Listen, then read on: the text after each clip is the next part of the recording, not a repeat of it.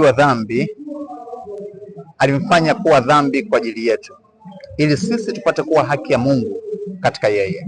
Wakorintho wa pili 5:21. Katika andiko hili Mungu anatuambia kitu muhimu sana cha namna ambavyo dhambi zetu zinaweza kuondolewa na sisi kutakaswa. Ninachotaka nikwambie ni kwamba dhambi ulizonazo sasa hizi hakuna namna yoyote zinaweza zikaondolewa isipokuwa kwa namna ya kuchukua kifo cha Yesu kama mbadala kwenye maisha yako. Na unapata vipi faida ya kifo cha Yesu? Ni kumwamini.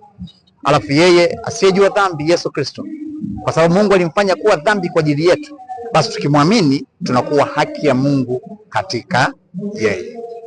Maisha yetu baada ya wokovu, ndio dhambi zetu zinaweza zikaendelea kudhibitiwa kwa kumwomba Mungu na kutumia nguvu tusizije tena.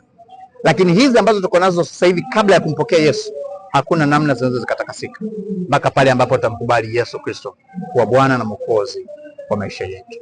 Na hii sio dini, huu ni mpango wa Mungu kuokoa mwanadamu. Huu ni mpango kamili wa Mungu kuokoa mankind. Mimi naitwa Robin Mwenda. Mpaka wakati mwingine, shalom.